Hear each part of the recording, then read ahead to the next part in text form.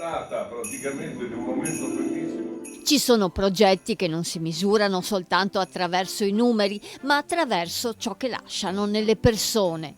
Dipingiamo la libertà appartiene a questa rara categoria, eppure i numeri, quando diventano storie, parlano chiaro. 36 detenute coinvolte, 100 studenti veneziani, oltre 5.000 visitatori in pochi giorni di mostra, 2.500 euro raccolti dalla vendita delle opere e già consegnati alle artiste.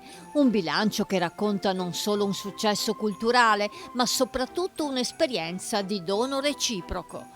Per l'occasione, Bottega Cini a Venezia si è trasformata in un luogo di emozioni, ascolto e connessioni. Durante l'incontro conclusivo di Dipingiamo la libertà a Venezia, i protagonisti hanno ripercorso oltre un anno di lavoro condiviso, un cammino che ha unito l'associazione Venezia Pesce di Pace, il carcere femminile della Giudecca, il liceo artistico Marco Polo e la scuola grande di San Teodoro. Mondi diversi che si sono incontrati grazie all'arte, scegliendo di donarsi tempo, competenze e fiducia. Promosso da Nadia De Lazzari, il progetto ha ricevuto incoraggiamenti straordinari. La lettera di Papa Leone XIV e il messaggio del patriarca Francesco Moraglia hanno sottolineato il valore umano ed educativo dell'iniziativa, riconoscendo nell'arte uno strumento di rinascita e dignità.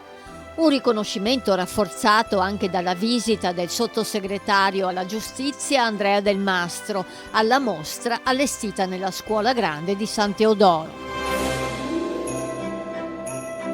L'arte è diventata solidarietà, voce, libertà e ponte tra mondi diversi, ha affermato Nadia De Lazzari, e Giovanni Agliata, presidente dell'archivio Vittorio Cini, ha colto l'essenza dell'esperienza con semplicità.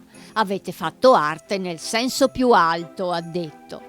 Anche la scuola ha avuto un ruolo centrale. Il docente Eddie Bettioli, insieme alla classe quarta F del liceo artistico Marco Polo, ha ricordato come il progetto sia stato inserito nel programma di educazione civica, trasformando lo studio in responsabilità condivisa.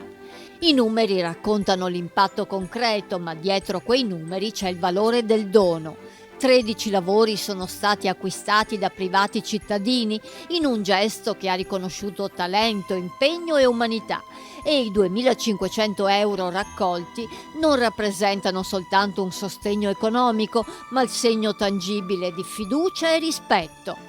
Tra i momenti più intensi, la donazione di 1.200 euro da parte di Giovanni Agliata per l'opera 24 mani della classe quarta F, realizzata in memoria del nonno Vittorio Cini.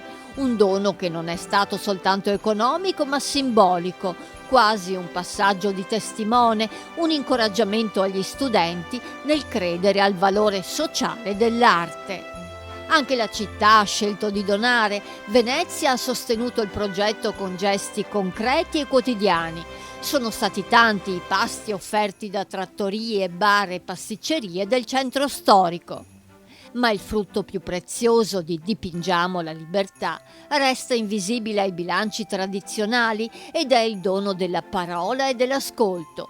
Un gruppo di detenute, dopo un apposito corso di formazione, ha guidato i visitatori della mostra raccontando le storie dietro le opere. In quel racconto ogni tela è diventata un messaggio di speranza e ogni incontro uno scambio autentico. Dipingiamo la libertà ha dimostrato che il dono non impoverisce ma moltiplica. Donare tempo, arte, fiducia e attenzione ha generato bellezza, relazioni e nuove possibilità. Venezia ancora una volta ha dimostrato che abbattere i muri è possibile, basta avere il coraggio di offrire e di accogliere.